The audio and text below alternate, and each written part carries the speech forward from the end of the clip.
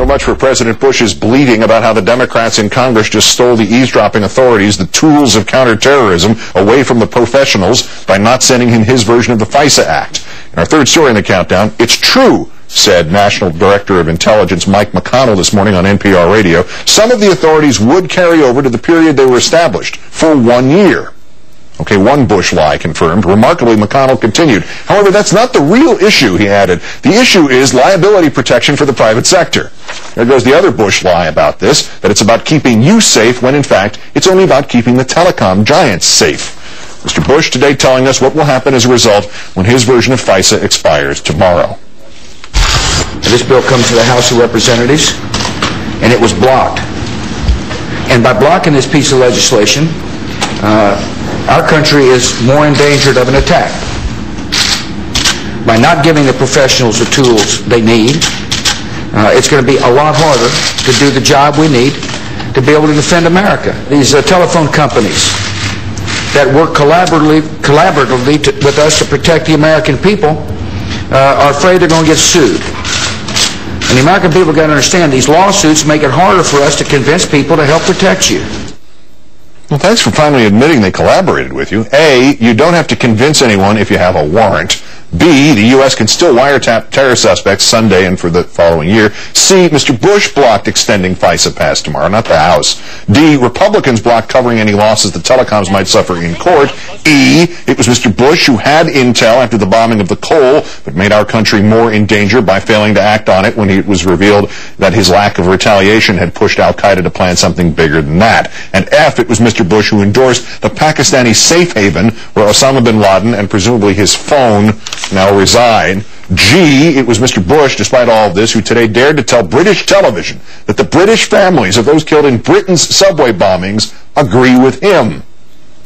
It should send a signal that America is going to respect law, but is going to take actions necessary to protect ourselves and find information that may protect others. Unless, of course, people say, well, there's no threat. They're just making up the threat. These people aren't problematic. But I don't see how you can say that in Great Britain.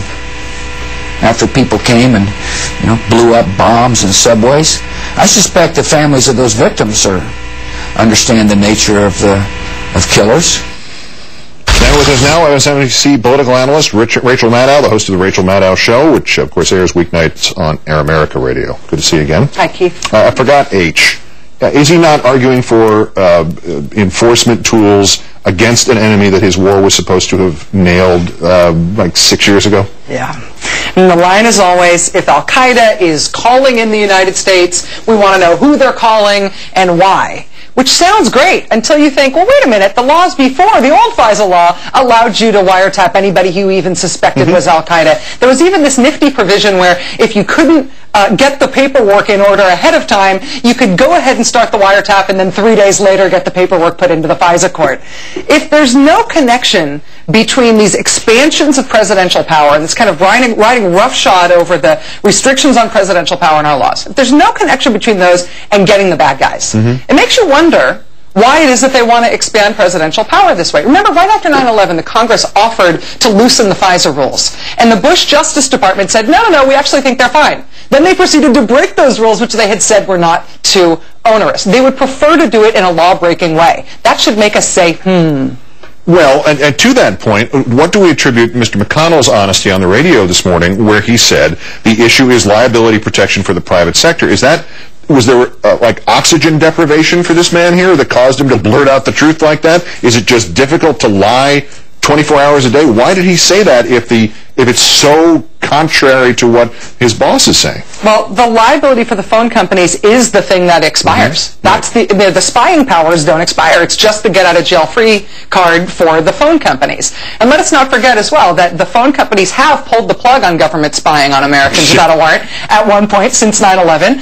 They didn't pull the plug on it. They didn't say no because of the privacy laws that we thought protected us. They pulled the plug when the government stopped paying the bills. So if that's the noble cause that they think, earns them them legal immunity for breaking the law, I would like to hear them make that case to the American public and explain the whole pulling the plug when they didn't pay the bills thing. And, of course, also you're getting protection for everybody in the government who collaborated with the telecoms. It's not just the telecoms that are getting the immunity in those lawsuits. Well, right. That's the issue about the phone companies. As you noted here, the Congress rejected, the Republicans in Congress rejected the idea that the government would just cover any financial losses that the companies suffered as a result of these lawsuits. Well, if you take that away, then they can't be afraid of anything from these lawsuits except what we would learn from those lawsuits proceeding, which is who they have wiretapped, why they were doing it, and what the procedures were that brought us to this place. So how are, after all this happened, how are the Democrats sleeping at night?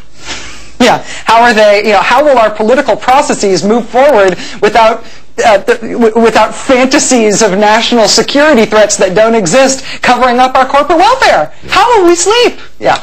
And speaking of sleeping well, I guess Mr. Bush is going to sleep well, even though he told the BBC that way that Brits who lost loved ones in the bombings in London are on his side. Was that a shrewd maneuver or what? Unbelievable. As if, really the families of people who have been killed in terrorism really want to make sure that lawsuits don't go forward against telecom companies that cover up what governments have done to their citizens in the name of national security. Nothing to do with making us any safer from the next terrorist attack. I'm sure that's how they feel. Right, and also the family of Mr. Menezes, the electrician who was supposedly a terrorist, except no, it turned out just to be an electrician who looked kind of like one who lived in the neighborhood. I'm sure he agrees. Yeah, I'm sure they agree too. Rachel Maddow of Air America and MSNBC. Have a good weekend. Thank you, Keith.